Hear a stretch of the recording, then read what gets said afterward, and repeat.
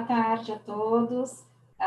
É um grande prazer estar com vocês, participantes, e primeiro queria dar boas-vindas e um agradecimento muito especial à Renata Show, a ex-aluna da graduação. Ela é Head de RH do Deutsche Bank e se formou aqui na escola em 2008 e ao longo da sua carreira de vários anos em recursos humanos, trabalhou também em outras instituições de culturas diferentes da cultura alemã.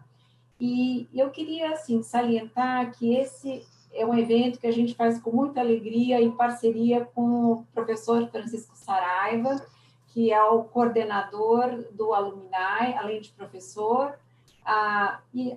Esqueci de comentar, bom, vocês estão vendo meu nome, Cecília, eu coordeno o Centro de Carreiras, e a gente tem uma parceria bastante forte com o Alumni. E antes de dar prosseguimento, antes de passar a palavra para o Francisco, eu preciso falar um disclaimer, que seria o seguinte, até vou ler porque ele se tornou bem longo.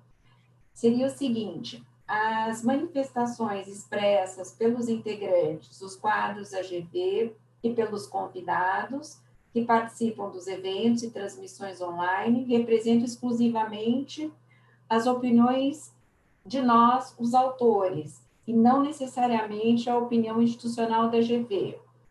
E, além disso, eu gostaria de salientar que os que estão presentes concordarem em participar desse evento de forma espontânea e, portanto, autorizam o uso de sua imagem para que essa transmissão fique disponível posteriormente nos canais oficiais da GV. Dito isso, Francisco, passo a palavra para o Saraiva. Obrigado, Cecília. Obrigado, Renata, reforço aí as palavras, os agradecimentos da Cecília, né? Não só meu e dela, mas da FGV, da EASP, ter você de volta, né? Bem-vinda novamente. Então, como a Cecília falou, né, eu estou à frente do Alumni da escola, a gente sempre faz muitas ações em conjunta, né, Centro de Carreiras e Alumni.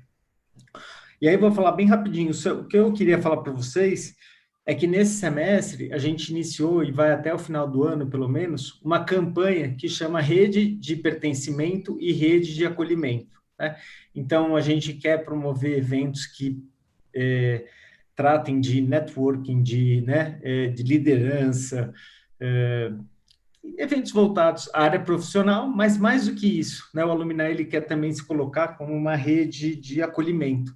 Então, a gente vai ter eventos aí voltados ao bem-estar mental, principalmente, dos nossos ex-alunos, tá?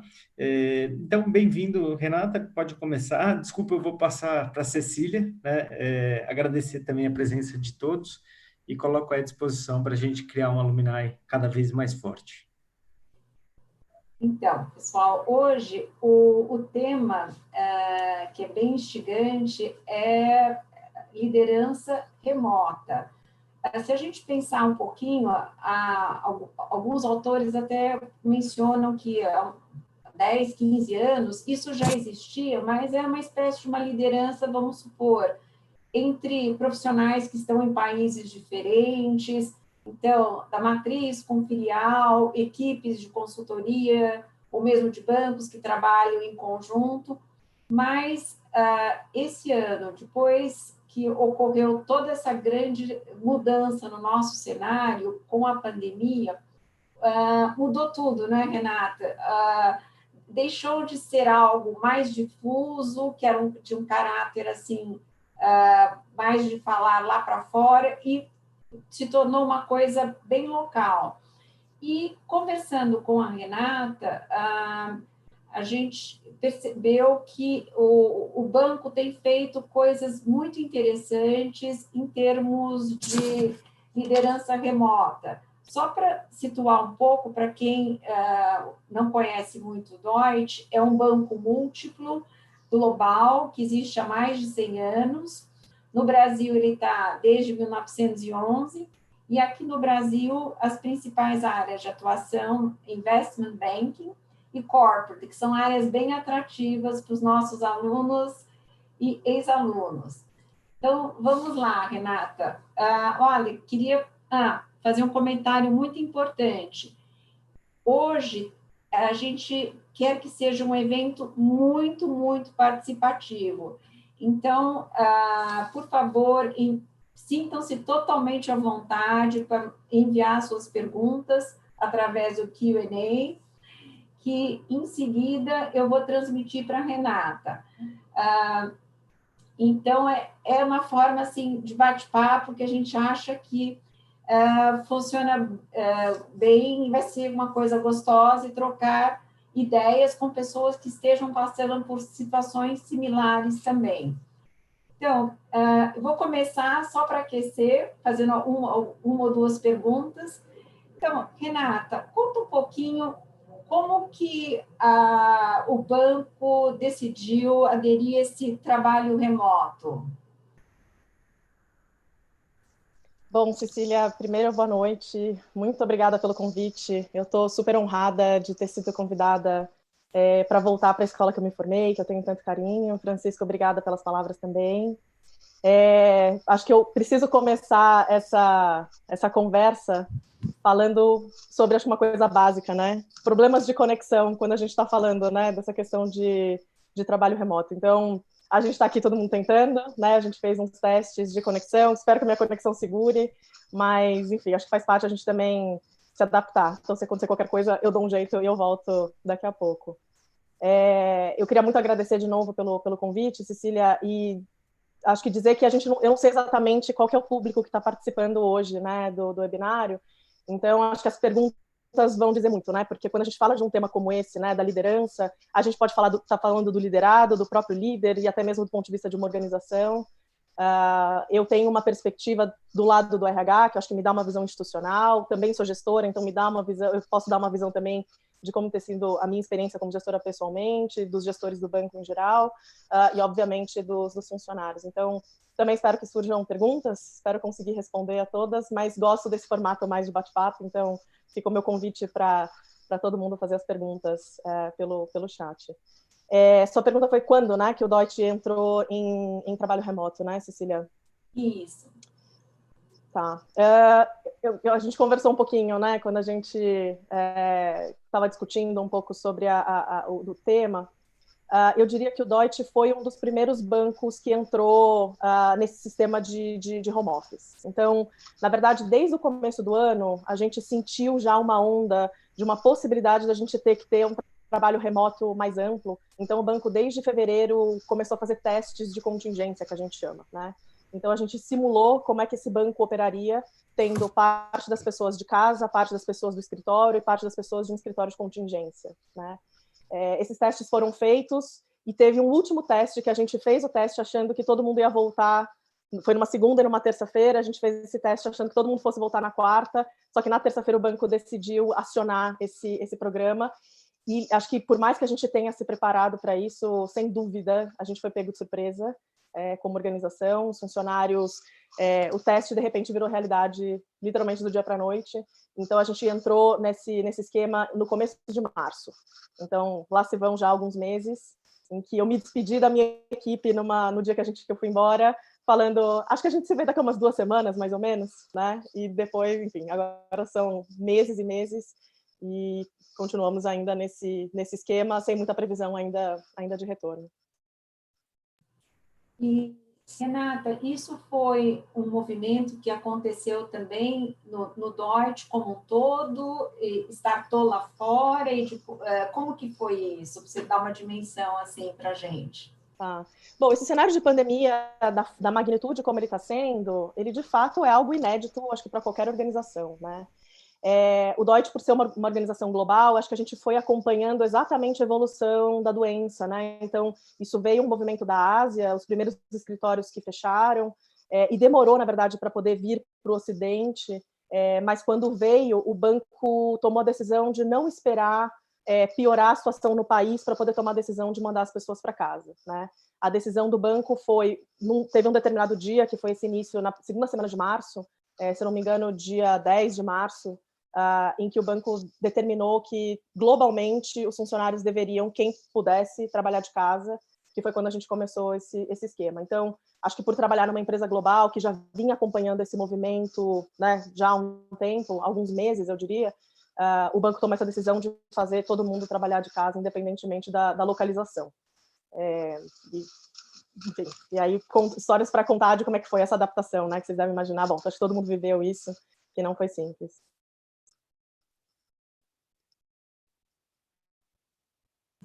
Renata, e já existia, então, um comitê de liderança que já estava atuando? Como é que estava essa parte de governança?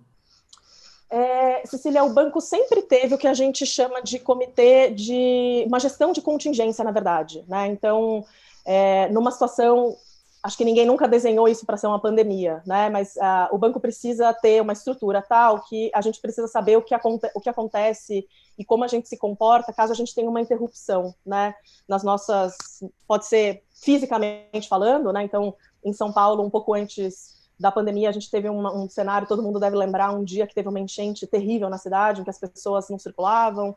A gente pode ter desastres naturais, a gente pode ter uma interrupção de um fornecedor de internet, por exemplo, eletricidade. Então, o banco sempre teve um plano de contingência em que a gente conseguia determinar um representante por área, e esse grupo se reúne toda vez que tem uma ação. Então, esse grupo, ele passa por treinamentos anuais, eles passam por reciclagem, eles participam das discussões de contingência, mas acho que, com certeza, esse grupo nunca tinha sido colocado à prova dessa forma, da maneira como foi. Então, sim, a gente já tem, óbvio que depois que a gente entrou nesse cenário pandêmico, a gente teve que criar outras instâncias de tomada de decisão para poder ganhar a velocidade, né? Então, a gestão do banco teve que começar a atuar de uma forma mais presente, mas sim, a gente já tinha um certo nível de preparo, com certeza ninguém antecipou que fosse ser dessa forma, então eu acho que fez parte desse movimento, não só para o Deutsche, imagino que para todas as organizações, uma coisa de consertar o avião enquanto a gente já está voando, né? Acho que foi um pouco essa sensação que todo mundo experimentou nessa fase inicial da pandemia. Ok.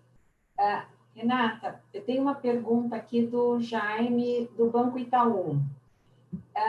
Ele queria saber se você observou algum dilema na mensuração de performance. Que observamos que, em alguns casos, tem gestores que estão mais preocupados com as horas de dedicação do que com entregas. Jaime, eu preciso... acho que toda vez que a gente fala de liderança, né, eu adoraria, do ponto de vista de RH, quer dizer, adoraria, não sei se eu adoraria, mas seria mais fácil do ponto de vista da gestão de uma organização se a gente tivesse uma receita de bolo, literalmente, né, em que a gente tivesse pessoas com perfis iguais, que reagissem da mesma forma, que pudessem oferecer as mesmas coisas para as pessoas. A graça, e é por isso que eu escolhi trabalhar com o que eu trabalho, é porque, de fato, a gente tem perfis muito diferentes. Então, Jaime, acho que com certeza absoluta, acho que o maior desafio do ponto de vista de gestão, quando a gente fala dessa situação de trabalho remoto da maneira como a gente está hoje, é de fato conseguir identificar uma linha contínua e alinhada, né, com as ações que a organização gostaria. Eu concordo com você, acho que tem sim gestores que estão mais preocupados com a disponibilidade das horas, tem gestor que faz o tal que a gente chama de micromanagement, né? Então, ficar querendo acompanhar o detalhe, presencialmente essa pessoa já tinha essa postura, de forma virtual esses gestores estão tendo que se reinventar, e é um desafio sim para a organização conseguir ter um olhar sobre isso, porque a avaliação de performance já é uma ferramenta que ela já gera polêmica numa situação normal, acho que numa situação tão adversa isso fica ainda mais nítido. Ok. Tenho uma outra pergunta, Renata. Como que vocês estão integrando os novos profissionais na cultura do banco e nas equipes? E replicando o pertencimento, que imagino que seja um grande desafio que vocês estejam enfrentando. Está sendo, né? E eu acho que talvez a gente só vá conseguir mensurar o quão efetivo a gente foi nesse ponto quando a gente tiver uma vida um pouco mais normal, né? Não sei se 100% das pessoas voltando para o escritório, mas pelo menos uma parte delas. Esse foi um dos temas mais desafiadores para quem trabalha no mundo de RH. Acho que se tiver algum colega meu de RH, certamente vai conseguir compartilhar desse ponto de vista, porque acho que foi natural, logo que a gente entrou no cenário de pandemia, acho que as empresas seguraram um pouco as contratações, mas eu tenho certeza que todas as empresas tinham gente que tinham começado ou em fevereiro, ou assim que essa pandemia começou, né? Então, tem uma série de preocupações que não é nem só do ponto de vista de engajamento, né? Até do ponto de vista de como é que a gente garante que a pessoa vai conseguir conectar, a pessoa vai ter acesso aos sistemas, e toda essa parte do que a gente chama de onboarding, né, desses funcionários, eu vejo as empresas sendo cada vez mais criativas e entendendo que talvez esse cenário que a gente está permaneça por mais tempo, né? Então, eu estou vendo as empresas reforçando questão de comunicação para quem chega, né, na empresa, então, fazendo kits, né, de boas-vindas, entregando material para que as pessoas se sintam à vontade. A gente tem um cuidado especial com os gestores, então dá uma orientação um pouco mais detalhada de como o gestor deve se preocupar, né, para receber esse funcionário. Não sei se tem gente aqui dentro dessa live que mudou de emprego durante esse período, e aí eu falo que a gente só vai saber o resultado de fato, porque essa pessoa está conhecendo uma empresa que ela está numa fase muito de transição, né? E a gente só vai conseguir saber mesmo se ela vai se aculturar e se ela vai entender quem a gente é como organização com o tempo, né? Essa adaptação ela é mais demorada, então as empresas precisam se preocupar com relação a como é que você comunica a chegada de novas pessoas, porque senão você não sabe nem que está tendo movimentação, né? Que tem gente entrando, que tem gente saindo. Tem sido o maior desafio para a gente nesse processo, Cecília. Acho que a palavra talvez mais importante é comunicação. E comunicação em todos os níveis, de todas as formas, com todos os tipos de conteúdo. E a nossa experiência aí nesse período de pandemia é que, de novo, não tem muita receita de bolo. A gente tem que ir criando os canais, mas comunicação tem que ser uma prioridade. E a gente vai entender, quando a gente retornar para o escritório, quanto que as pessoas, de fato, entenderam como é a organização, né? Dando alguns exemplos, né? O Deutsche tem feito, conseguiu colocar, né, ajudar a pessoa antes do início dela e logo nos primeiros dias a garantir que ela vai ter todos os acessos. Acho que isso é o dia 1 da pessoa, ela fica nesse processo dos testes, de pedir autorização e de conseguir fazer todas as conexões, porque isso demora um tempo. Depois disso, a gente mudou o nosso processo de integração, né? A gente faz uma integração para novos funcionários e a gente saiu de um modelo 100% pessoal para um modelo 100% virtual, né?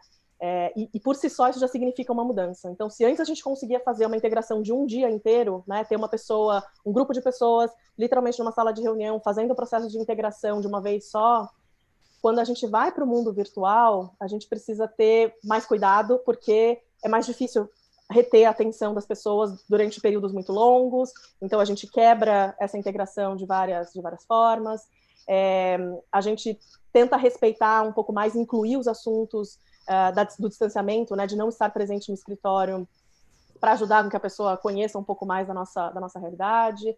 É muito estranho, porque agora a gente está começando a receber pessoas que nunca tiveram nenhum tipo de contato físico, né, com a organização.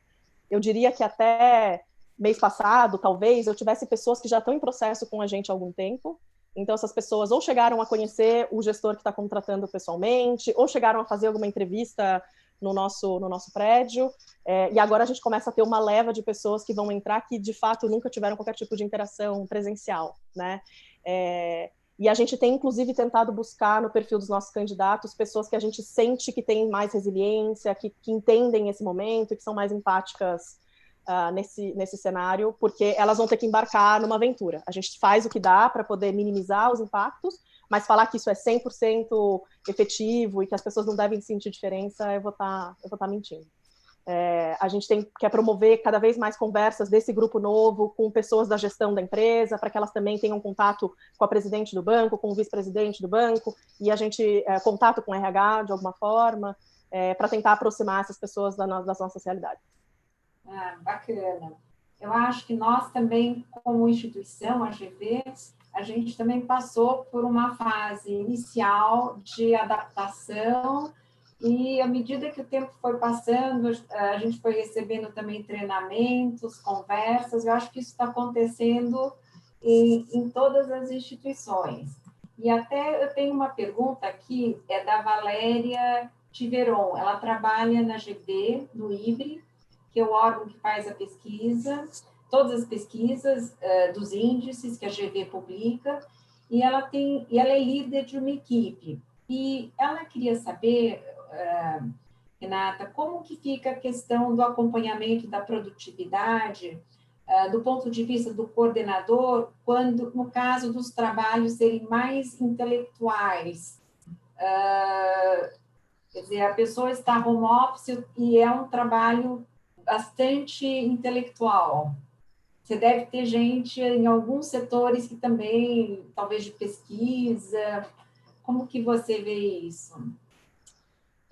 Valéria, não sei se eu conheço tanto a sua realidade de vida acadêmica. Assim, por mais que em bancos, né, em ambiente corporativo, a gente tenha pessoas assim que exerçam um papel mais, que ela chamou de intelectual, de alguma forma essas pessoas têm entregas para fazer.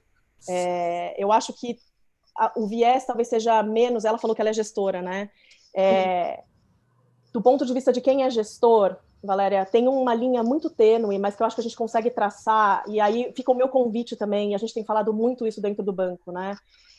Num cenário que tudo é tão novo, eu convido as pessoas a tentar o que a gente chama de tentativa e erro, né? Então a gente tem que experimentar o que funciona, porque eu acho que individualmente as pessoas reagem de formas diferentes. Primeiro, deixar muito claro o que é a sua expectativa, quais são as entregas que você espera, e deixar a pessoa precisa ter claro quais são os prazos, qual que é, enfim, o que você espera do desempenho dessas pessoas. Acho que faz parte também da gestão remota você ter uma comunicação mais efetiva, né? Então a gente perde um pouco essa capacidade de virar literalmente para a pessoa do lado e fazer uma pergunta, né? E passa a ter trabalhos muito mais individuais, né? As pessoas fazendo isso de forma sozinha. Então, a minha dica para você, Valéria, não sei se você perguntou isso no papel acho que perguntou no papel de gestora, né? Meu desafio para você é estabelecer quais são suas expectativas de entrega, de que forma e com qual prazo, e você conseguir fazer acompanhamentos periódicos. Então, isso vai te dar a sensação, como gestora, de que esse trabalho está caminhando. Porque, às vezes, a gente tem uma entrega, mas essa entrega é daqui a 2 meses, né? O que você não pode fazer, com certeza, é deixar para falar com essa pessoa daqui a 2 meses, né? Faz parte da gente manter essa conexão, uma conversa periódica. Eu, por exemplo, eu quebro a minha equipe de 2 formas, né? Eu tenho abaixo de mim pessoas que são meus reportes diretos, mas que também têm gestão de equipe, né? Então, com os meus reportes diretos, eu tenho calls diários de meia hora, que seja para a gente poder contar um pouco do que aconteceu no dia anterior, quais são as novidades, fazer alguma pergunta específica, e com a equipe eu tenho 3 vezes por semana. Isso ajuda muito a colocar uma disciplina, né, da gente se comunicar, porque acho que se a gente deixar levar no dia a dia, e a gente não colocar isso de forma proposital, a gente o dia vai passar e você não vai se lembrar de comunicar às pessoas e de contar o que está acontecendo. Que eu, particularmente, acho que é o maior dano, até agora, pelo menos que eu percebo, das organizações, é as pessoas, aos poucos, irem se desconectando, né? Você tem uma possibilidade das pessoas perderem o interesse e trabalharem muito só naquilo que é o ambiente delas, elas perdem a visão do todo, né? Então, é um desafio para a gestão manter esses funcionários próximos à organização, sabendo, comunicando para eles o que está acontecendo, mas eu não tenho dúvida que, do ponto de vista de medição de performance, eu acho que a gente vai concluir um ano interessante, em que eu tenho também uma dúvida de como é que vai ser. Eu acho que vai ter gente que vai se sentir injustiçado, no sentido de falar, olha, eu fiz o meu trabalho, o meu gestor não conseguiu ver isso, né? E eu vou ter gestores que eu acho que vão ter conseguido puxar a equipe e fazer isso rodar de uma forma mais natural, mais orgânica, eu diria. Aí tem uma outra pergunta, que até vou mesclar com a minha dúvida também. Que competências ou habilidades que você acha essenciais, Renata, para que um líder ele consiga motivar as pessoas e que elas sejam produtivas? Acho que eu falei, eu não quero ser repetitiva, mas de fato, acho que nesse cenário que a gente está vivendo, a capacidade de comunicação, ela é super importante. E isso sempre é uma via de mão dupla, tá? Então, o gestor precisa, sim, se esforçar para garantir que ele vai conseguir descer as mensagens, né? Que a mensagem, de uma forma geral, vai se espalhar pela organização, mas o funcionário também precisa buscar esse nível de interação, que é um dos desafios que eu tenho sentido também no dia a dia. Além disso, outras competências, disciplina. Eu acho que a gente vive hoje uma situação em que o nível de distração é muito alto, né, no nosso entorno.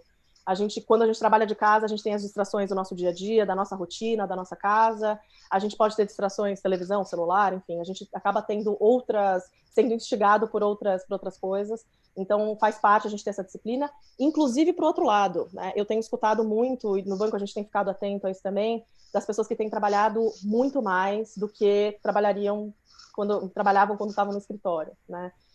Acho que as pessoas precisam ter essa rotina da organização dos dias, né, dos horários. Eu lembro que logo que eu entrei nesse esquema de trabalhar de casa, eu me via almoçando sem horário para almoçar, porque a gente fecha a agenda de ponta a ponta, me via sem parar para levantar, para poder pegar uma água. Então, a gente realmente senta e quando vê já está de noite e o dia acaba se consumindo. Então, acho que comunicação, acho que disciplina, acho que outra coisa do ponto de vista que eu acho super importante, um olhar mais sensível, um olhar mais empático para a situação que está todo mundo vivendo. Eu acho que depois de alguns meses, muitos gestores acho que estão aprendendo a ter esse olhar de alguma forma.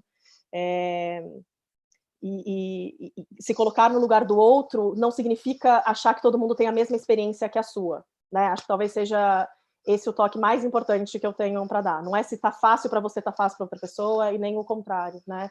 Entender que nessa situação cada pessoa de fato vai ter uma realidade diferente, né, para poder encarar trabalhando de casa. Temos uma outra pergunta, Renata, que foca assim, como o RH lida com ansiedade? Porque eu imagino que existe uma ansiedade por parte tanto até da liderança, porque é uma coisa nova, até dos colaboradores. O que vocês têm feito para minimizar talvez esses picos de ansiedade ou algum tipo de ação?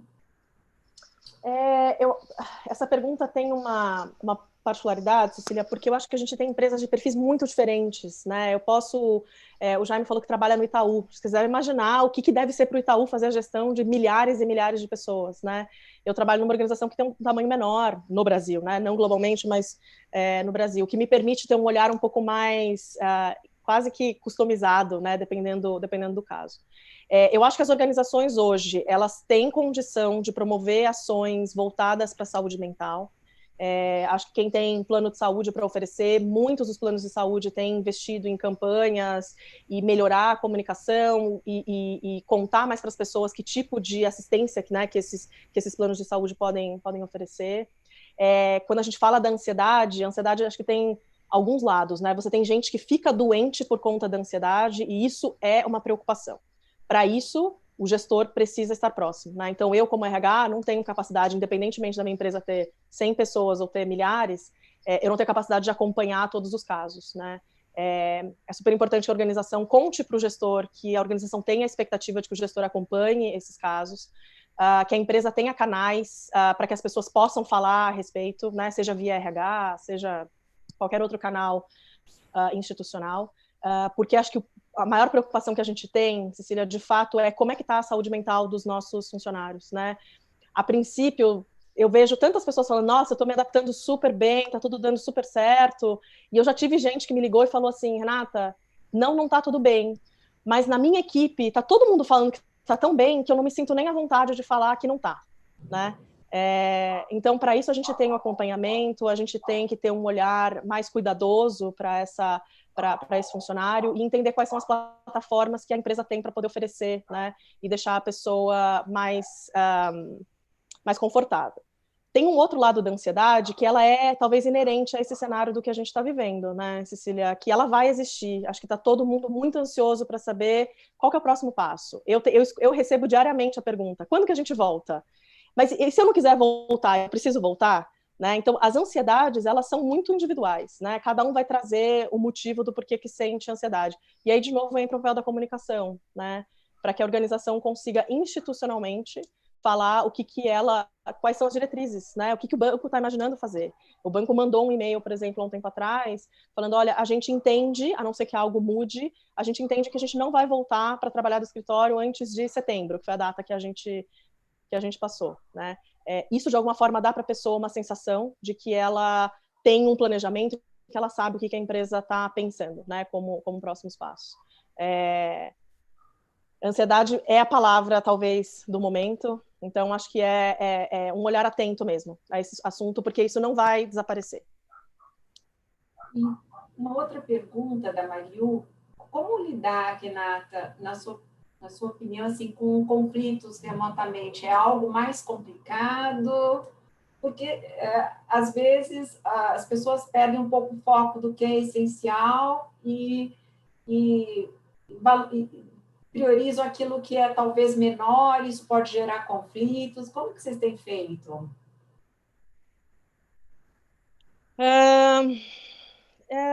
Acho que a gente tem percebido conflito de vários tipos, né?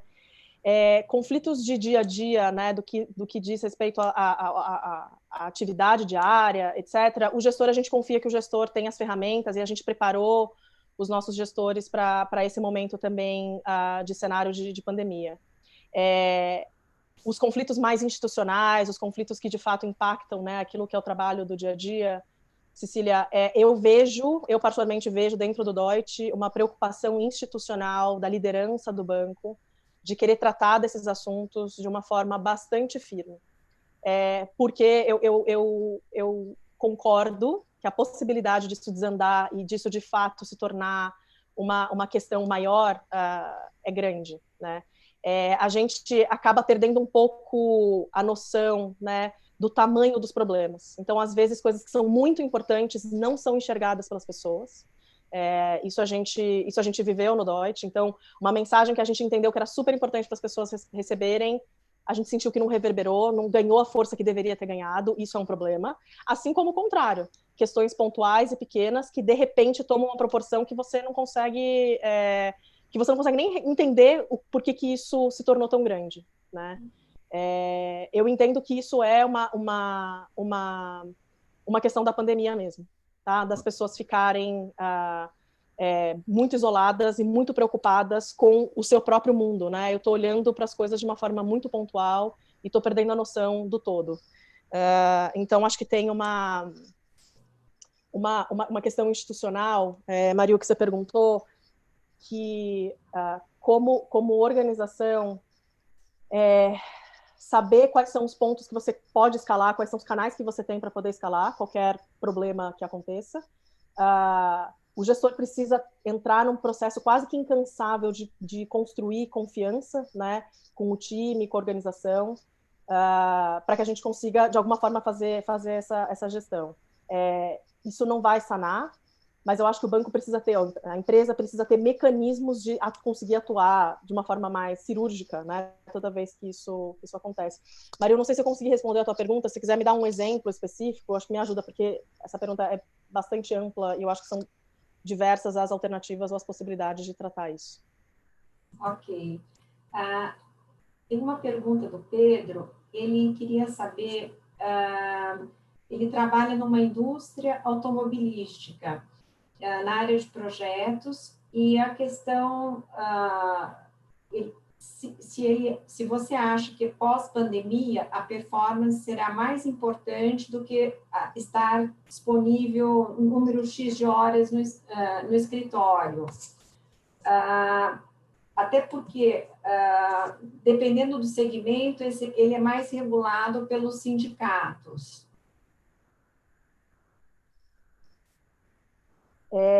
Cecília, cortou um pouco, eu não sei se eu escutei a pergunta inteira, então eu vou te responder e aí se faltar alguma parte você me pergunta, tá? Eu trabalho em um ambiente altamente regulado também, né? Banco, indústria automobilística, são empresas em que os sindicatos estão muito presentes e muito fortes, né?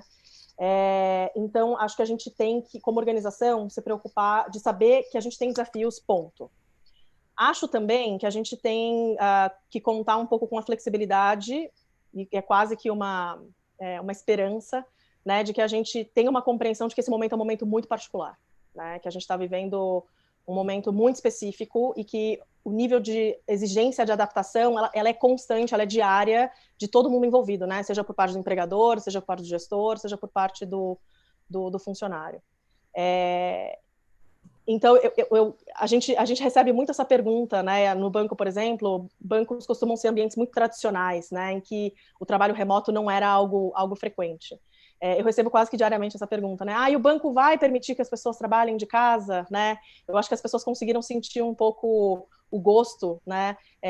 E entendem que funciona um trabalho remoto, né?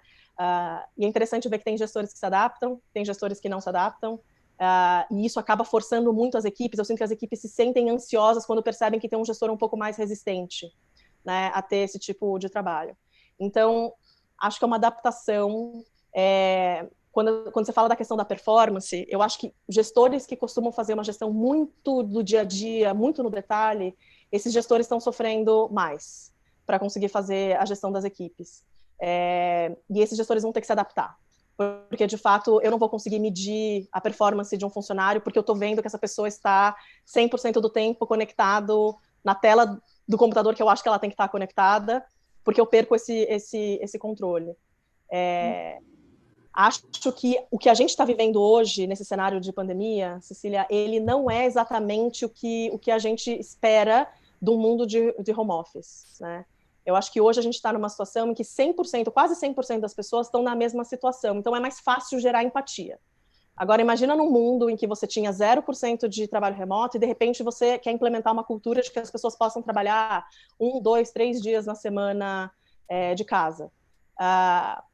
Esse mix, né, de você ter parte das pessoas presencial, parte das pessoas à distância, é muito diferente do que a gente está vivendo hoje. Então, eu tenho até uma dificuldade de imaginar como é que vai ser, como é que a gente se prepara para esse novo lugar, mas eu acho que as organizações e os gestores precisam estar atentos de que a gente ainda vai viver uma outra fase dessa questão do trabalho remoto, que é metade das pessoas numa condição, metade das pessoas em outra, e isso vai exigir outras coisas. Então, a gente ganha muito na visão do gestor quando a gente tem, de fato, a observação, né? Então, eu saio para almoçar com as equipes, eu faço reunião presencial o tempo todo, o meu chefe vê o que eu estou fazendo, versus um funcionário que está de casa e que, de fato, eu só vou medir essa pessoa pela entrega, né? Tem vários estudos que mostram que é normal uma pessoa que vai para um trabalho 100% remoto ser um pouco menos bem avaliado do que a pessoa que está presencial. E isso é uma mudança de olhar, de perspectiva, em que as pessoas precisam entender que isso vai exigir adaptação de todo mundo. Eu estou curiosa, particularmente, para saber como é que isso vai ser feito, né? Então, dando um exemplo, eu reporto para um time que fica nos Estados Unidos, e a gente tem reuniões quinzenais. Eu estou tão feliz de estar todo mundo em casa agora, porque agora a reunião que é feita por telefone, ela é feita de uma forma em que as pessoas pensam que não tem ninguém sentado no mesmo ambiente, olhando a mesma apresentação. Então a pessoa está apontando para um documento que eu que estou pelo telefone não consigo ver o que a pessoa está apontando, né? Então está todo mundo na mesma situação, faz com que o interlocutor seja mais atento, né? Ao como é que a pessoa está, o que está acontecendo, o que eu devo falar, qual é a mensagem que eu tenho que entregar. Quando a gente entra nesse cenário híbrido, é normal eu estar numa sala de reunião e eu esquecer que tem gente no telefone. Né? Eu esquecer que tem gente conectada que não está vendo exatamente aquilo que eu tô vendo. Essa vai ser uma adaptação interessante. A gente tem incentivado muito dentro do banco a utilização de vídeo, porque eu acho que isso também ajuda, né? Você ver a pessoa, você entender como é que né? Se comunicar de uma forma mais visual, isso ajuda. Mas eu acho que a gente ainda não sabe o que é trabalhar, pelo menos no meu setor. Eu sei que tem muitas empresas que já estão totalmente acostumadas e que acho que isso vai ser mais uma continuação, mas para quem vem dos setores mais tradicionais, totalmente novidade. Eu acho que é um aprendizado contínuo, né, Renata? Cada dia surgem coisas novas e formas diferentes de lidar. Agora tem uma pergunta de uma profissional que ela recentemente foi promovida para Head da área comercial, numa nova empresa. Ela está liderando uma equipe de 15 pessoas que ela não conhece. Nossa Senhora! Se você tem alguma dica de como ela integrar essa equipe? Acho que institucionalmente a gente tem incentivado que os gestores consigam se comunicar com as pessoas não só para falar de trabalho, né? Eu não sei o nome. Como é o nome da pessoa que fez essa pergunta, Cecília? Ela não quis, tudo bem. Então, é só porque seria, né, só para eu poder falar direto com ela, mas eu acho que assim, a gente, no geral, né, os latinos são mais abertos para, inclusive, querer criar vínculos emocionais e afetivos com as pessoas, né? Então, a gente aqui no Brasil está super acostumado a sair para almoçar, de fato, os colegas de trabalho se tornam pessoas próximas, e eu acho que é um trabalho para essa pessoa, principalmente para quem ela não conhece, tentar cavando o seu espaço, né, de alguma forma de entrar e de se inserir nesse grupo. O que eu recomendaria, talvez, se eu estivesse na situação dela, ela tentar identificar dentro desse grupo quem são os influenciadores. Você tem lideranças, pessoas que ocupam um espaço de liderança nato, né, dentro dos grupos. Tentar identificar quem que são essas pessoas, porque você não vai conseguir, talvez, chegar nas 15 pessoas da mesma forma, mas se você consegue identificar quem são essas lideranças, isso pode ser um desvio, né? Você consegue cortar um caminho se conectando com essas pessoas especificamente. E por mais esquisito que seja, eu já fiz com a equipe também happy hours virtuais. É estranho, né? Porque você não está vendo as pessoas, mas de fato você consegue conversar com essas pessoas num ambiente mais informal. E aí a minha terceira dica é gaste tempo individual. 15 pessoas é muita gente. Eu não sei se tem algum tipo de subdivisão, né? Alguém que fica, grupos, né, que ficam embaixo dela, mas eu acho essencial para quem está chegando agora numa posição de liderança que essa pessoa consiga investir tempo de qualidade individualmente, que seja 15 minutos, 20 minutos, mas eu acho super importante. Isso vai fazer com que as pessoas sintam que você se preocupa, isso vai fazer com que as pessoas se sintam mais próximas também. Então, acho que seriam as minhas dicas para quem tá mais próximo. E talvez uma outra alternativa, já que a gente não consegue ter visão do todo, quem são as pessoas de fora da área que conseguem te dar informação e inteligência, né, das pessoas da sua equipe? Quem são os pares? Quem é o gestor acima de você? Para que elas também consigam te passar a informação e a visão delas sobre como é que a sua equipe se comporta, qual que é o perfil das pessoas. Enfim, acho que precisa dedicar tempo. Nessas horas, acho que não sei se tem muita alternativa. Mudando um pouco o foco, Renata, o que você poderia comentar sobre tipos de ferramentas que vocês utilizam e também, se puder exemplificar, se vocês fizeram algum tipo de um guia de boas práticas, como que está funcionando isso no banco? Ferramentas em que sentido, Cecília? Ferramentas de comunicação, alguma coisa assim? Softwares que vocês abriram para todos, que antes talvez não fossem, ou eram utilizados, mas não com a frequência como é hoje em dia, né? Esse foi um tema super importante para a gente, porque o início dessa pandemia foi um pouco enlouquecedor. Eu acho que o banco, na tentativa de colocar à disposição o máximo de ferramentas possível, o banco saturou as pessoas. E a gente tinha plataformas de chat, a gente tinha plataformas de vídeo, a gente tinha plataformas de bate-papo em grupo, e-mail, formas de se conectar por telefone, acho que de umas 3, 4 formas diferentes. Era enlouquecedor, porque você saía de uma reunião via Skype, você saía e você ia para uma outra reunião com um outro tipo de ferramenta, e de repente o seu WhatsApp estava tocando porque era uma pessoa da sua equipe querendo falar sobre uma coisa que você não presta atenção. Eu acho que o excesso de ferramentas atrapalha muito, mais do que ajuda. E o que o banco fez ao longo do tempo foi limpando e reduzindo a quantidade de ferramentas para que as pessoas pudessem se comunicar de uma forma melhor. Por exemplo, eu ouvi relatos de gestores que tinham o hábito de se comunicar por WhatsApp, por exemplo, e percebeu que essa ferramenta não funcionava, porque tinha um excesso de muitas mensagens rolando, né? E aí direciona a equipe e fala, deixa claro, olha, quando vocês precisarem de mim, essa é a forma como eu gostaria que vocês se comunicassem, né? Então, cada gestor vai acabar encontrando uma forma de fazer isso, né?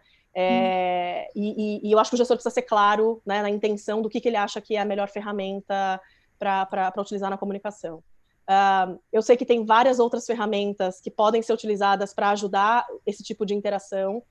Acho que por eu trabalhar num ambiente extremamente regulado, que tem todas as preocupações com segurança da informação, o banco acabou não disponibilizando e não abrindo muitas dessas plataformas para a gente. Então, a gente utiliza aquilo que a empresa oferece. Mas eu acho que sim, deve ter outras ferramentas. Cecília, talvez eu não seja a melhor pessoa para poder dar dicas do ferramental especificamente. Qual foi a tua outra pergunta, Cecília? Desculpa.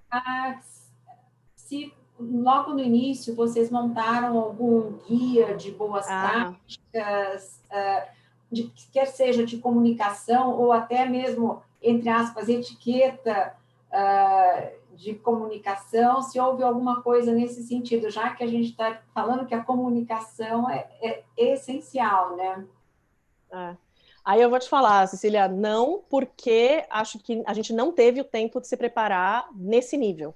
Então, acho que a sensação da gente, de fato, consertar o avião enquanto ele está voando, veio nesse processo como um todo. Acho que a gente conseguiu ser mais organizado à medida que essa pandemia avançou. Tá? Mas, assim, logo de largada, não.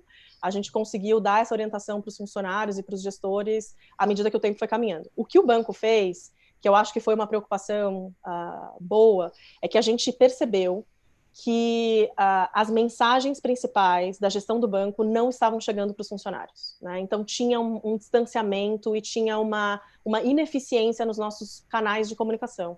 Acho que qualquer empresa tem diversas formas de comunicar, né? Então tem gente que tem televisão corporativa, você tem murais, né, onde você prende as coisas, você tem comunicação física mesmo, né, de fazer alguma entrega de alguma coisa, e de repente, quando a gente vai para casa, tudo se resume a e-mail. Tudo se resume a telefone e e-mail. A gente experimentou uma fase de uma saturação desses veículos em que mensagens importantes que eram enviadas por e-mail, elas simplesmente não eram lidas, né? Então, com excesso de mensagem, excesso de coisas, as pessoas não estavam conseguindo dar atenção para as mensagens que precisavam chegar. Então, o banco tem se preocupado de manter as pessoas próximas, e a gente fez 2 iniciativas que eu particularmente tenho muito orgulho de ter feito e de ter elaborado, porque eu acho que trouxe resultados bastante eficazes. A primeira foi a presidente do banco, eu representando o RH e o COO do banco. A gente fez rodadas de conversas com grupos pequenos. Logo no início da pandemia, eu diria que entre abril e maio, a gente conversou, o nosso tamanho permite isso, a gente conversou com quase 100% da população, em que a gente fazia grupos de conversa de até 10 pessoas, para que as pessoas pudessem compartilhar suas experiências. Por que a gente fez isso? Porque naquele momento a gente identificou que o mais importante era que as pessoas entendessem que a presidente do banco sente as mesmas ansiedades, sente as mesmas angústias, né? E que ela se coloca num lugar de igual, tentando entender, né, o que está acontecendo na casa dela, com a relação dela com o trabalho, e a gente conseguir escutar isso dos funcionários. Foi super bacana. Acho que a gente recebeu feedbacks muito interessantes. Esse processo ele é longo, né, porque demanda muito tempo, então isso aconteceu ao longo de algumas semanas, e foi interessante perceber como as primeiras conversas eram totalmente diferentes das conversas no final, e isso deu para a gente essa sensação de que toda essa experiência que a gente está vivendo, ela é extremamente fluida, né? Então, as ansiedades mudam muito rápido, né, de lugar. Então, a gente viveu uma semana em que saiu uma notícia sobre, sei lá, do Ministério da Saúde que impactou todo mundo, de repente aquilo vira o tema. Na semana seguinte, outra coisa aconteceu e ninguém já nem lembrava mais do que tinha acontecido na semana anterior, que estava deixando tanta gente aflita, né? Então, esse exercício de empatia, de conectar as pessoas, funcionou super bem. E agora a gente entrou numa segunda rodada de esforço de comunicação, em que a gente identificou dentro da organização quem são os nossos influenciadores internos, que são pessoas que institucionalmente representam muito a organização, que têm muito respeito, né, dos funcionários. A gente fez um convite para 13 dessas pessoas, então isso incluía, né, a gestão do banco e outras pessoas que não sentam na gestão do banco, e a gente disponibilizou, então o RH criou um canal em que a gente convidou as pessoas para que elas levantassem a mão e falassem, olha, eu quero gastar, a gente ofereceu conversas de 45 minutos com qualquer uma dessas 13 pessoas. Então, um funcionário, um estagiário, um funcionário, um terceiro, podia levantar a mão e falar, eu queria bater um papo com a Maitê, que é a presidente do banco, né? Eu quero poder trocar algumas informações com ela e eu quero que o RH facilite essa ponte, né? Porque talvez eu sozinho não tenha coragem de mandar esse e-mail e pedir para me conectar com essa pessoa. A gente teve uma resposta super legal de pessoas de todos os níveis da hierarquia. Acho que é natural que muitas pessoas mais júniores se interessem. E o objetivo dessa conversa era pedir com que as pessoas criassem primeiro uma conexão de fato, e que elas poderiam falar sobre do ponto de vista pessoal, do ponto de vista profissional, falar sobre carreira, falar sobre o momento do corona, mas o que a gente quer é de fato conectar as pessoas, porque a gente perdeu a capacidade de cruzar com alguém no café, a gente perdeu essa coisa que o presencial dá, de escutar alguma coisa de orelha, né, e querer se interar sobre um assunto.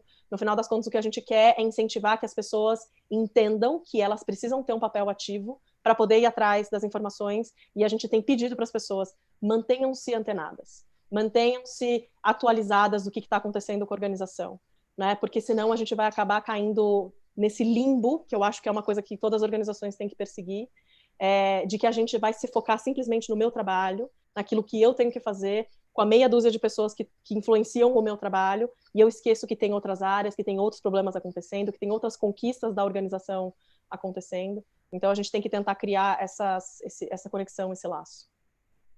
Muito bacana essa iniciativa. Eu imagino que as pessoas devem ter curtido muito, porque até presencialmente talvez não fosse viável, né? E remotamente foi possível, né? Mas eu acho que é importante a organização e os gestores entenderem que a gente precisa ter um papel ativo, né? Então, todas essas ações têm uma intenção por trás, né? Claramente, a intenção nesse tipo de ação é manter essa chama e esse vínculo com a organização aceso, né? Eu, por exemplo, com as pessoas que me selecionaram para poder conversar comigo, saiu de tudo, Cecília, desde conversar especificamente sobre carreira, por eu ser uma pessoa de RH, foi naturalmente para esse lado, até papos que eu provavelmente não teria com essa pessoa, nem que eu cruzasse com ela no café, né, e falasse, oi, tudo bem, como é que as coisas estão? Então, qual que é a intenção que a organização tem por trás dessas escolhas, né, de como manter as pessoas conectadas? Eu tenho visto, o LinkedIn tem mostrado o tempo todo organizações que estão mandando coisas para casa dos funcionários e tem tentado criar esse vínculo, porque, de fato, se isso não acontecer, a gente vai se focar no nosso trabalho e o funcionário vai perder a visão da organização, e no retorno, quando a gente estiver de volta pro escritório, numa vida normal, espero que muito em breve, a organização vai sentir o quanto que ela perdeu nesse período.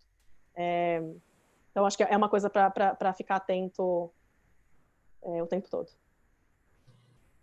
Renata, na sua opinião, as empresas que já adotavam o home office vão intensificar isso, e as que eram mais tradicionais, você acha que isso vai começar a permear no retorno?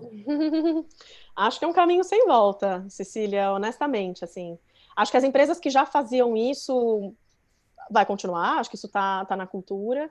E empresas como é o perfil de bancos, né, no geral, que tem muita resistência para trabalho remoto, minha visão é um caminho sem volta, né? Eu acho que buscar um ambiente e uma forma de trabalhar mais flexível já é algo que as pessoas têm pedido com o tempo. E agora que essas pessoas experimentaram isso, então a gente escuta muitos depoimentos das pessoas, né?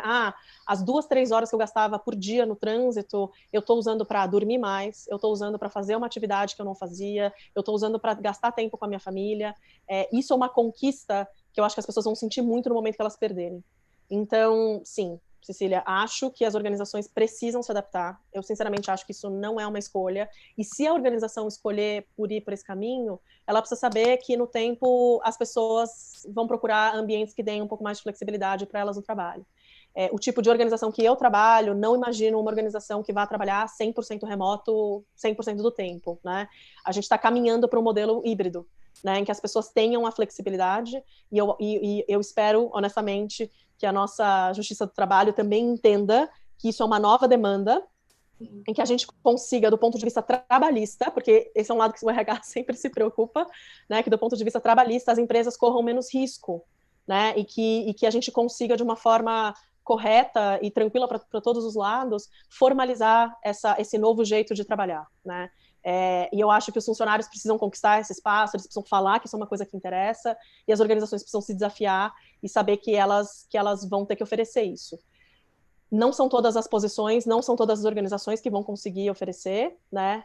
Mas o perfil da organização que eu trabalho, a gente está, sim, se adaptando, e de novo, talvez a pergunta que eu mais receba, quando a gente voltar, eu vou precisar ir todos os dias, né, para o escritório? Isso acho que é uma pergunta bastante frequente, a gente está se preparando para isso. Em relação ao dress code, porque normalmente a gente sabe que banco é mais formal, usa-se terno, blazer.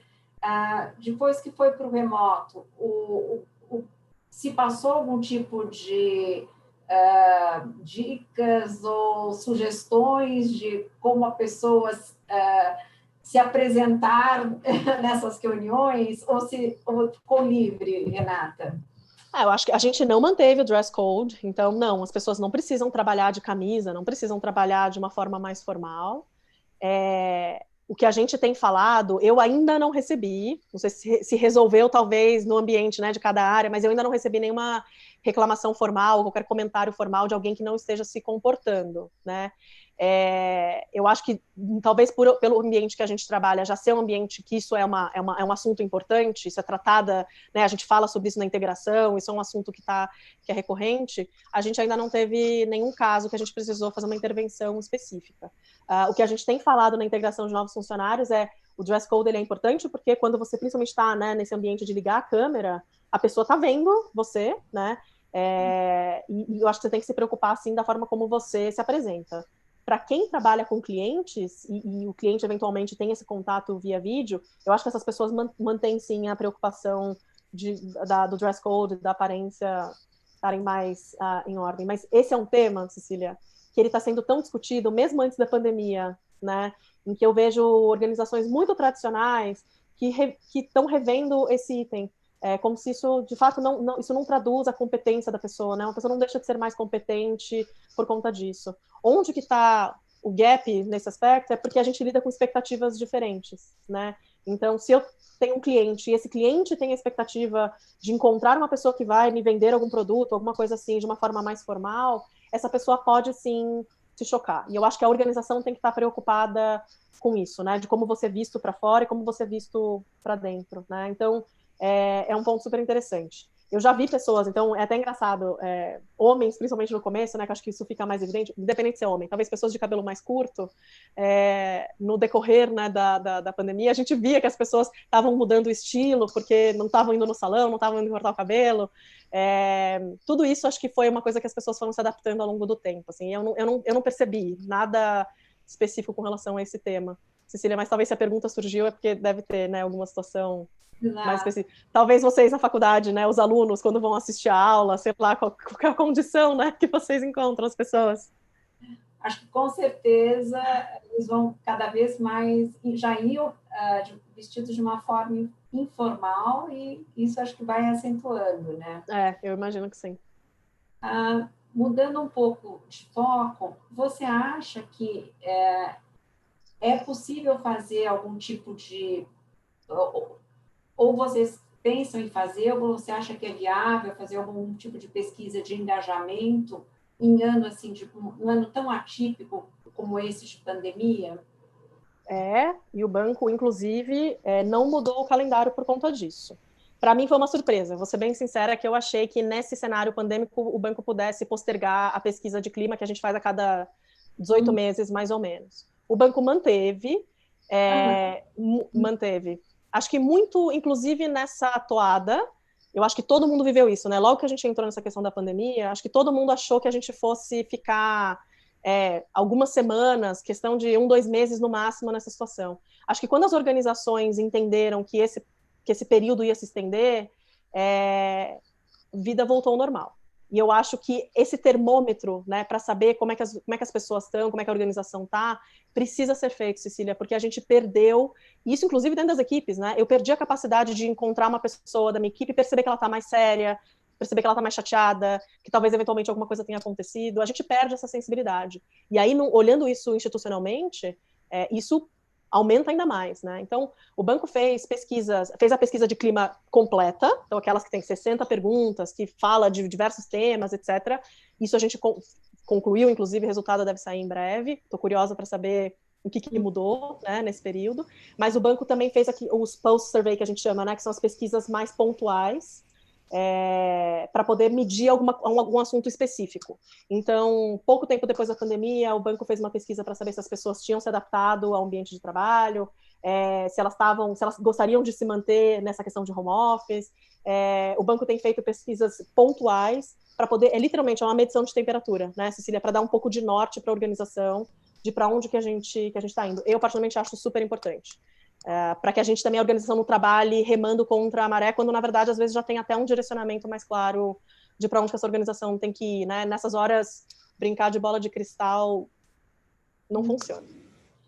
E como vocês têm lidado, Renata, com pessoas assim que vão para o home office, tem a questão de filhos, houve casos que vocês concederam redução de horas, foi negociado algo assim diferente? Sim, não de forma geral, né? Mas assim, quando a gente fez um evento que foi tocado, inclusive, pelo Comitê de Diversidade que o banco tem. Eles fizeram um evento para as pessoas que estão com filhos em casa, né? De novo, quando a gente gera essa conexão, essa questão da empatia, acho que a gente consegue ser muito bem sucedido, né? Para entender que eu posso ter esse problema, assim como a presidente do banco tem esse problema, assim como um estagiário pode ter esse problema. Nessas horas, a gente se coloca todo mundo no mesmo nível, né? na mesma situação. Então, o banco fez eventos em que a gente falou de forma proposital sobre a relação das pessoas com as suas rotinas de casa, e a gente fez um específico sobre filhos, né? Então as pessoas compartilhavam suas experiências, o que estava dando certo, por que elas estavam cansadas, e as pessoas trocaram informação. Isso acho que é super poderoso. De novo, você criar empatia, né? Você criar esse nível de conexão com as pessoas, acho que isso ajuda muito.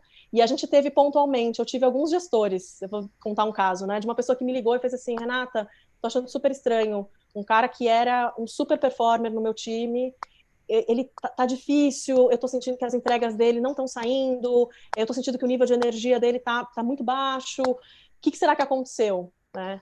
E aí, nessas horas, de novo, acho que se você tem uma proximidade com a pessoa, a minha resposta para ela foi: você já perguntou para ele o que está acontecendo? Né? Antes de você assumir que essa pessoa do nada se tornou incompetente, né? Literalmente do dia para a noite, né? Você já tentou entender qual que foi o contexto?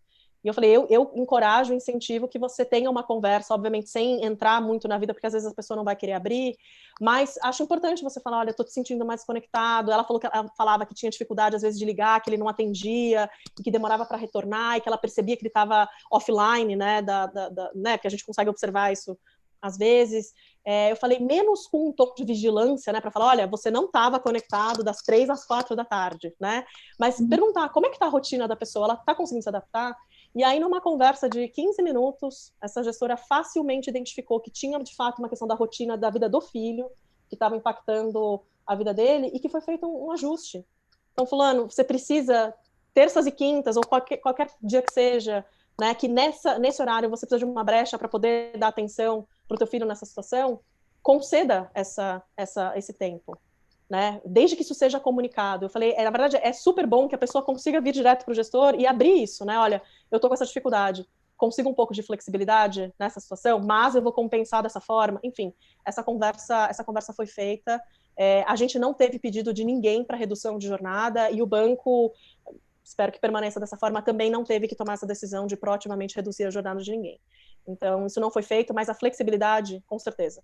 Horários, né? Então, entrar um pouco mais tarde, porque precisa ajudar o filho a conectar as coisas da escola, parar em algum momento, isso a gente está fazendo, e tem incentivado para que as pessoas se abram e conversem com os gestores também. Que ótimo.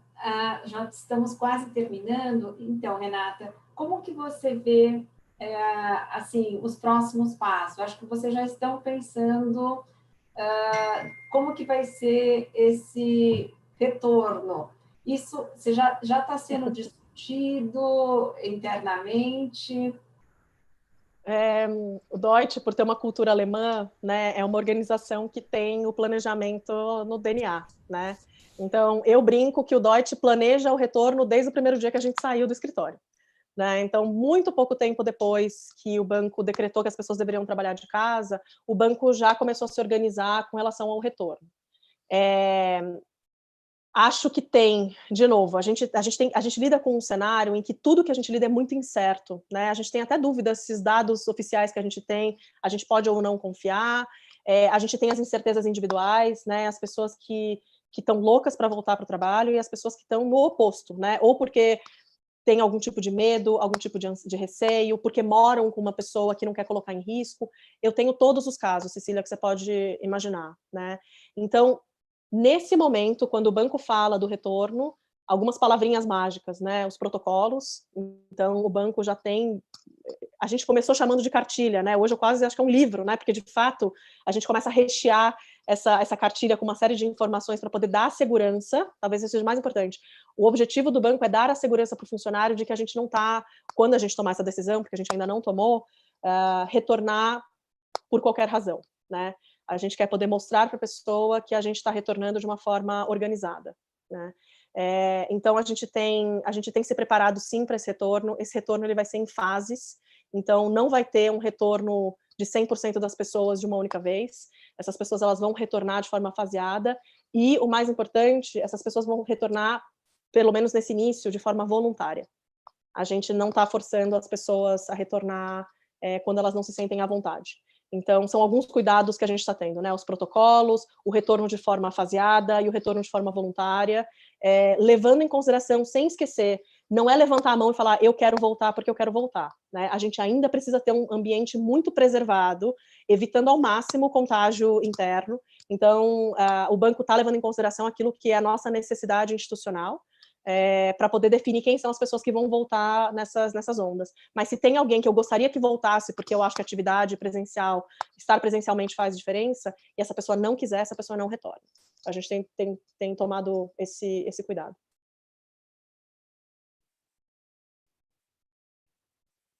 Acho que muito bacana, quer dizer, vocês estão dando uma liberdade de escolha para as pessoas, e isso acho que elas se sentem muito valorizadas. Eu acho que a gente lida num cenário tão incerto, né? E a incerteza gera medos diferentes. Você tem pessoas que a incerteza gera uma vontade dessa pessoa se arremessar e tentar alguma coisa diferente, né? E tem pessoas que recuam, que precisam de mais tempo, precisam de mais informação, precisam ver que deu certo com alguém para poder se sentir à vontade. E nessa hora, acho que nesse momento que a gente está vivendo, e Cecília, eu estou falando isso como se fosse a coisa mais fácil do mundo, né? Não é. Porque as diferenças acontecem, inclusive, dentro da gestão de uma empresa, né? Se eu tenho 10 pessoas que estão sentadas nas cadeiras que tomam decisão, você pode ter certeza que eu vou ter 10 opiniões diferentes, né? Então, isso também é uma conquista da gestão de alinhamento, né? Então, tem gente que entende, tem gente que é mais ou menos, mas acho que a gente precisa buscar um consenso, né? Por isso, essa comunicação ativa, né? Então, você já perguntou para o seu funcionário se ele está se sentindo confortável para voltar? Né? Então, quando eu encontrei um gestor um pouco mais reticente com isso, eu falei, pergunta. E ele voltou e falou, de fato, as pessoas não estão confortáveis, né? Por razões que são diferentes das minhas, mas eu acho que tem um esforço para que a gente consiga entender o que está acontecendo na vida de cada pessoa. Então, sim, tem que ser feito de forma cuidadosa. Eu concordo. Eu acho que, mesmo na escola, tudo tem sido muito pensado, com cuidado, até porque envolve... Cecília, eu te perdi nos últimos 10 segundos, desculpa, eu não te escutei. Até na própria GV, tudo está sendo muito planejado e pensado, tanto quando nós entramos e quando eu imagino. Para o retorno, também tem que ser algo assim muito bem estruturado para que dê certo, né? Renata, eu acho que assim, foi fantástica essa troca de informações. Eu acho que o Deutsche, você e toda a sua equipe estão de parabéns. Vocês estão fazendo um trabalho magnífico. Eu acho que para os participantes você trouxe exemplos assim muito ricos, muito interessantes. Então eu queria te agradecer muito mesmo por ter compartilhado toda essa experiência, abrindo informações muito interessantes. E, então, agradeço a todos os participantes, agradeço bastante a você. Francisco, você quer dar um alôzinho final também? Não sei se ele está presente. Bom, mas em todo caso... Cecília, posso aproveitar? Deixa a mensagem. Eu queria agradecer de novo o convite, queria me colocar à disposição das pessoas. Acho que as perguntas, às vezes, eu não sei se eu consigo conectar exatamente o que tem por trás da pergunta que uma pessoa faz, né? Então, se eu não atendi a expectativa de alguém, se alguém se interessar por algum outro tema, acho que facilmente a gente consegue se encontrar nas redes profissionais. Acho que o LinkedIn talvez seja a principal ferramenta. Me coloco à disposição para quem quiser conversar um pouco. E, de novo, agradecer muito o convite, Cecília, e a paciência de vocês, com tudo para a gente poder organizar, mas foi um prazer. Obrigada mesmo. Ó, só para finalizar, recebi vários comentários. Parabéns, adorei. Ótimas perguntas, ótimas respostas. Então, olha, eu acho que, Renata, Ótimo. foi um sucesso, viu? E a gente espera trazer você de novo em outras ocasiões. Obrigada. Eu acho que o mais importante para todo mundo que a gente está nessa situação a gente ninguém está sozinho, né? Então, às vezes a gente se desespera por achar que a gente está vivendo alguma coisa muito atípica, a gente não está. Acho que todo mundo, de alguma forma, vai conseguir conectar com alguém que esteja vivendo uma situação parecida, e eu acho que isso fortalece muito a gente como sociedade, como comunidade, talvez menos sociedade, mas mais como comunidade, de que a gente está tentando encarar e fazer as coisas da melhor forma. A gente lá no banco fala muito dessa questão, né? A gente vai tentar, né? E a gente vai tentar fazer o melhor. E se a gente tiver que corrigir a rota, a gente vai corrigir a rota. E se a gente achar que a gente pecou ou faltou, a gente precisa saber, né? Então a gente incentiva muito uma comunicação ativa entre as pessoas. Acho que não é um espaço dado, a gente não está lá ainda. Eu sempre fico um pouco aflita quando eu vejo algumas palestras que tudo parece tão fácil, então deixa eu falar e deixar bem claro, né, Cecília? Não, nada está fácil. A gente todos os dias encontra barreiras e todos os dias, assim, chega a ser até às vezes até muito cansativo, mas também quando a gente tem essas pequenas conquistas, isso renova, né? Isso dá pra gente a sensação de que a gente está no caminho certo. Então, obrigada, viu, Cecília? Lembrar, e aproveito para agradecer a Luminar, a equipe do Centro de Carreiras, de eventos, que possibilitaram que a gente fizesse esse evento tão bacana. Então, boa noite para todos. Obrigada. Muitas reflexões virão após esse bate-papo, né, Renata? Tchau, então. Estou à disposição. Boa noite. Obrigada.